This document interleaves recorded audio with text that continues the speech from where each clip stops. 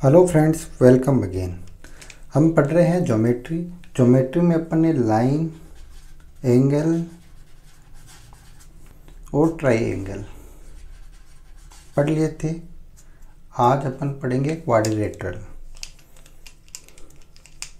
चतुर्भुज। चतुर्भुज होता क्या है, कितने प्रकार का होता है, वो अपन आज डिस्कस करेंगे। सबसे पहले चतुर्भुज बनाने के लिए क्या क्या चाहिए। सबसे पहले चतुर्भुज बनाने के लिए कम से कम 5 अवयव चाहिए, जिसमें 4 तो होती हैं भुजाएं। चतुर्भुज में कितनी भुजाएं होती हैं? 4 भुजाएं, 4 कोण और 2 विकर्ण। एक चतुर्भुज के अंतर्गत ये सभी आते हैं। और हमें चतुर्भुज की रचना करने के लिए 4 4 8 और 2 10 में से कम 5 अवयव अनिवार्य हैं। चतुर्भुज की रचना के लिए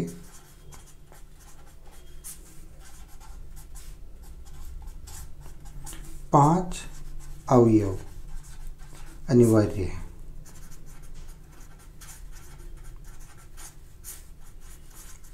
ये तो हो गया चतुर्भुज में होते क्या है। 4 भुजाएं, 4 कोण और 2 विकर्ण। जैसे अपन एक चतुर्भुज बनाते हैं, ये हो गया कोई चतुर्भुज। इसमें ये तो हो गई भुजा, 1 2 3 4 भुजाएं। कौन कौन से? कोण, एंगल 1 2 3 4, 4 कोण। और विकर्ण 2 विकर्ण होते हैं। विकर्ण बनाए, चलो ये देखो, एक विकर्ण ये वाला और दूसरा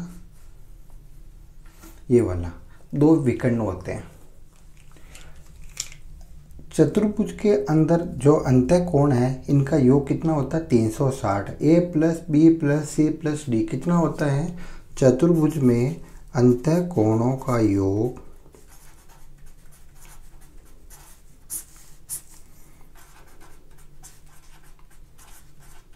कितना होता है? 360। अंतः कोणों का योग कितना होता है? 360। और बाह्य कोणों का योग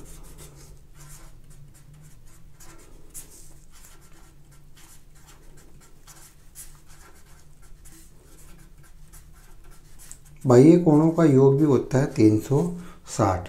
बाह्य कोण 22 कोण कौन कौन से, इनको आगे बढ़ाएंगे तो जो कोण बनेंगे इनका योग।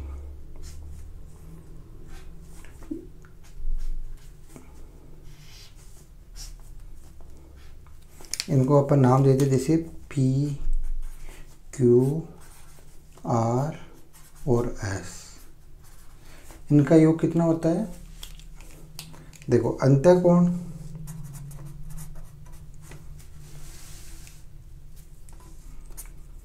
अंतः कोण कौन कौन से हैं? ए बी सी और डी। इनका योग बराबर होता है 360 डिग्री। और बाह्य कोण कौन कौन से? 22 कोण।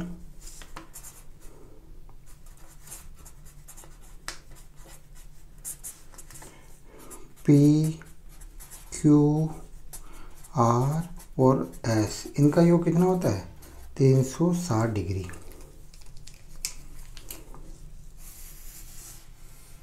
बहुत ही इम्पोर्टेंट है ये दोनों चीज़ें, ठीक है ना। अब अपन इस पे बेस एक क्वेश्चन करते हैं।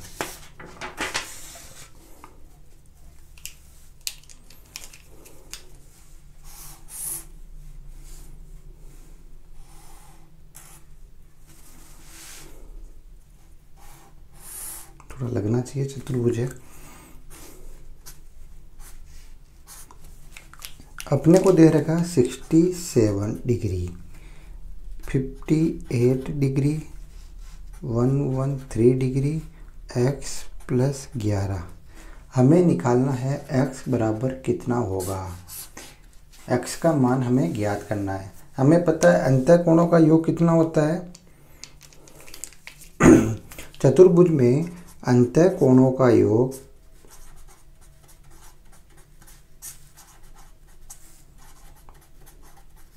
360 डिग्री होता है। 58 plus 113 plus 67 plus x plus 11 बराबर 360 डिग्री। जोड़ लो इनको, x प्लस 11 67 113 और 67 को जोड़ेंगे तो 58 को जोड़ेंगे तो 18 9 2 8 9 4 2 249 360 डिग्री। x निकालना है, 249 को माइनस कर देंगे 1 1 1 111 डिग्री। x बराबर क्या आया, x बराबर आया 111 डिग्री। हमें कैसे निकाला हमने, हमें पता है चतुर्भुज के चारों कोणों का योग होता है 360 डिग्री। अपन ने इन चारों का योग करके 360 के बराबर रख दिया तो आंसर आ गया। एक और क्वेश्चन देखते हैं।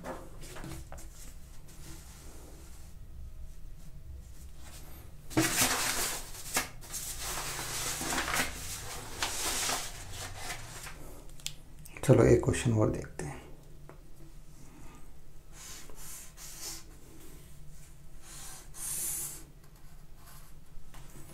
ये कोई चतुर्भुज है, ऐसा चतुर्भुज देखा कभी नहीं देखा ना, ये हमें ज्ञात करना है। कितना मस्त लग रहा है। नाम दे दे, इसका नामकरण कर देते हैं A B C और ये वाला बंदा है यहाँ साइड में लिख देते हैं D, क्योंकि ये एंगल भी तो निकालना है। ये है 31 27 48। ये वाला एंगल कितना होगा, हमें पता है एक चतुर्भुज बन रहा है। देखो चतुर्भुज बनाते हैं अपन, लाल कहाँ गया,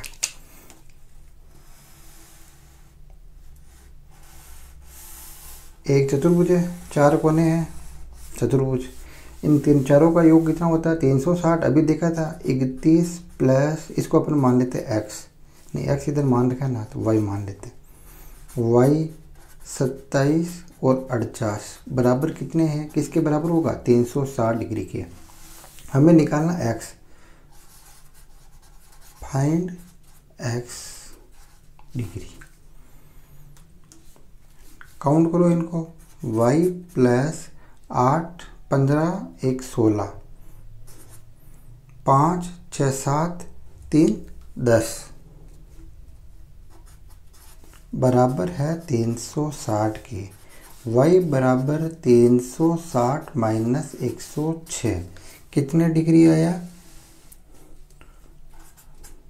254 डिग्री। बट हमें तो x निकालना है, x कहाँ है, देखो इसको मैं अलग बनाता हूँ। यहाँ गौर से देखिएगा इसको, ये वाला आ गया अपने पास 254 डिग्री और ये वाला हमें निकालना है। कलर चेंज कर लेते हैं इसका, ये वाला हमें निकालना है, ठीक है ना। x डिग्री हमें पता है किसी बिंदु के चारों ओर जो एक वृत्त बनता है उनका योग कितना होता है 360 डिग्री। 360 में से ये है 254, तो बचा हुआ भाग कितना होगा 6 डिग्री का। 6 0 आगे 1 भी है, 6 0 1 106 डिग्री का आ गया ना। x बराबर कितना हो गया 106 डिग्री। कितना मज़ेदार और मस्त क्वेश्चन था, आ गया समझ में आपको। तो अब अपन पढ़ते हैं चतुर्भुज कितने प्रकार के होते हैं। अभी तक अपन ने बेसिक पढ़ा था चतुर्भुज होता क्या है, इसके अंतः कोणों और बाह्य कोणों का योग होता है 360 डिग्री। अब पढ़ते हैं टाइप्स ऑफ क्वाड्रिलेटरल। सबसे पहले है आयत। आयत भी एक प्रकार का चतुर्भुज है। आयत, रेक्टेंगल की कहते हैं इसे। आयत कैसे बनाते हैं? आयत में आमने सामने की भुजाएं बराबर होती हैं। ये वाली भुजा बराबर होगी इसके, ये वाली भुजा होगी बराबर इसके। इसकी लैंग्वेज लिखाने की ज़रूरत है क्या? वैसे ही आप बचपन से पढ़ रहे हो, आयत की आमने सामने की भुजाएं बराबर होती हैं और ये एंगल होता है 90 डिग्री का। मतलब चारों कोण समकोण होते हैं। चारों कोण समकोण मतलब 90 डिग्री के। ठीक है ना। अब एक चीज़ और है, इसके विकर्ण आपस में समद्विभाजक करते हैं, मतलब 90 डिग्री पे समद्विभाजित करते हैं। ये विकर्ण है ना, ये आपस में समद्विभाजित करते हैं। देखो ये 90 है, खींचेंगे तो 45 वैसे ही बनेगा, ये 90 का बन जाएगा। तो विकर्ण आपस में समद्विभाजित करते हैं। एक चीज़ और देख लो आप, इसमें लैंग्वेज नहीं लिख रहा हूँ मैं। एक आयत के मध्य बिंदु है, इनको मिलाने पर एक समचतुर्भुज बनता है।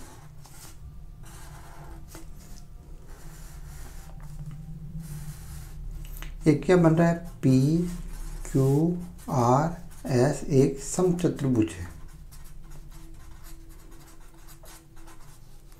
पी क्यू आर एस क्या है? समचतुर्भुज है।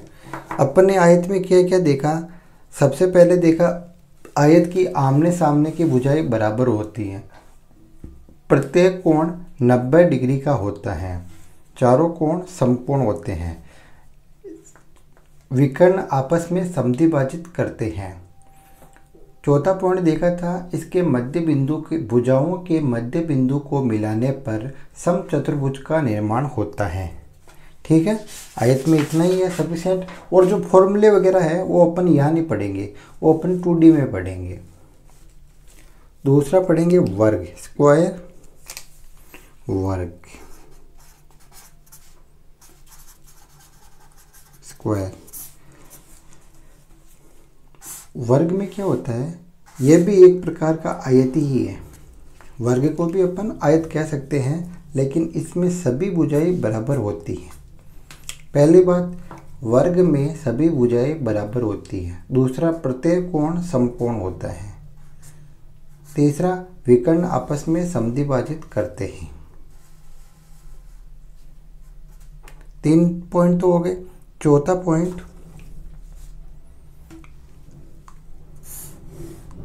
वर्ग है, इनका मध्य बिंदु ये है, यह भी एक वर्ग ही होता है। इनको मिलाने पर एक वर्ग का निर्माण होता है। स्क्वायर यानी वर्ग के भुजाओं के मध्य बिंदु को मिलाने पर वर्ग का निर्माण होता है। विकर्ण भी आपस में बराबर होते हैं। इन सबको लिखाने की जरूरत है क्या? एकदम बेसिक है, इसलिए मैं नहीं लिख रहा हूँ। स्क्वायर वर्ग, सभी भुजाएं बराबर, प्रत्येक कोण 90 डिग्री का। चलो लिख लेते हैं, सभी भुजाएं बराबर। शॉर्ट में लिखते हैं, सभी भुजाएं बराबर, प्रत्येक कोण 90 डिग्री का। विकर्ण बराबर और समद्विभाजित करते हैं। नेक्स्ट अपन देखते हैं समांतर चतुर्भुज।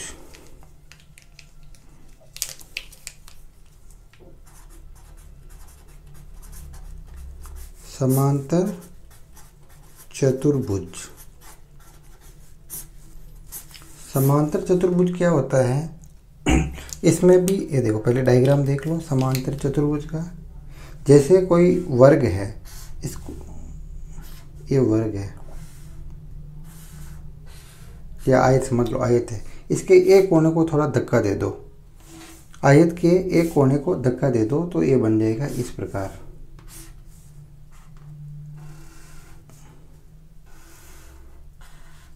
ये हो गया समांतर चतुर्भुज।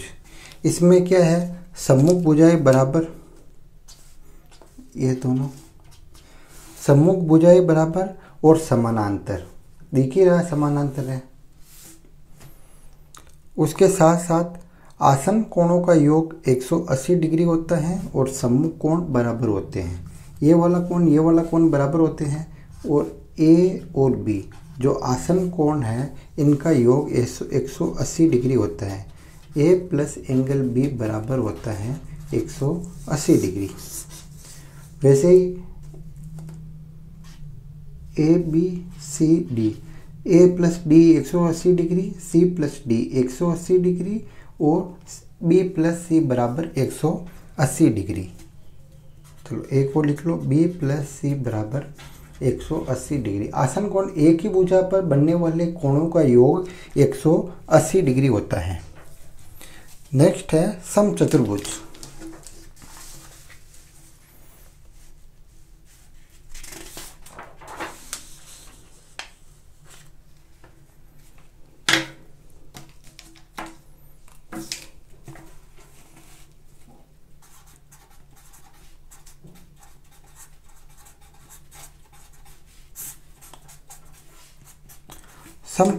समचतुर्भुज क्या होता है, जिसकी सभी भुजाएं समान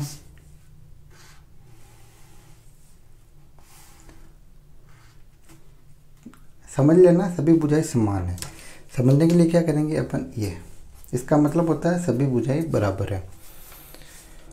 चारों भुजाएं बराबर, सम्मुख कोण बराबर होते हैं। एक ही भुजा पर बने कोणों का योग 180 डिग्री, वही सेम नियम। सम्मुख भुजाएं बराबर नहीं, सभी भुजाएं बराबर, सम्मुख कोण बराबर, आमने सामने कोण बराबर होते हैं। सम्मुख कोण बराबर होते हैं इसमें, सभी भुजाएं बराबर।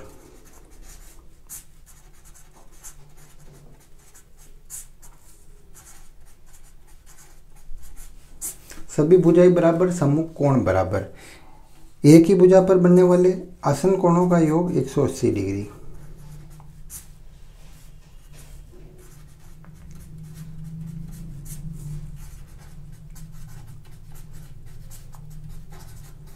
आसन कोणों का योग कितना होता है, 180 डिग्री। और विकर्ण एक दूसरे को समकोण पर समद्विभाजित करते हैं, 90 डिग्री। विकर्ण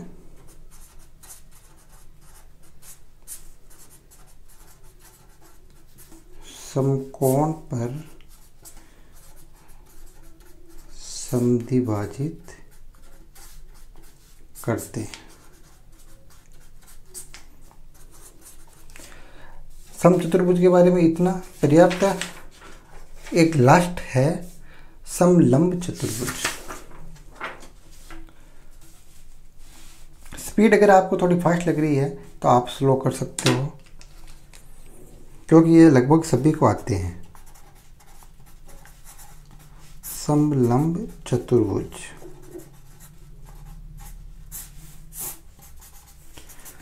समलंब चतुर्भुज में क्या होता है, दो भुजाएं समानांतर होती हैं और दो भिन्न भिन्न होती हैं। A B C D, A B parallel है सी डी की, ये निशान है समानांतर का, मतलब ये दोनों भुजाएं समानांतर है। और समानांतर भुजाएं किसे कहते हैं, जो कभी आपस में नहीं मिलती हैं, चाहे अनंत तक बढ़ा दो आप। एक जोड़ा समानांतर होता है, यही इसकी मेन विशेषता है। एक चीज आप देख लो,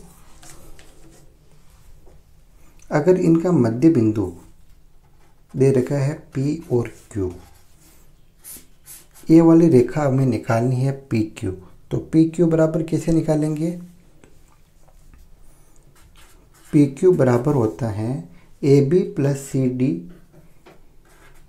AB प्लस CD बटा 2। आया समझ में। AB और CD दोनों का योग करके आधा करेंगे तो इसका मान आ जाएगा। पी क्यू का।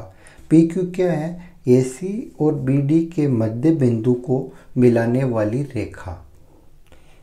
समलंब चतुर्भुज में और तो कोई इंपॉर्टेंट नहीं बनता है, इतना सफिशिएंट है। तो एक बार अपन रिवाइज कर लेते हैं आज अपन ने क्या क्या पढ़ा, अगर ढंग से समझाए तो।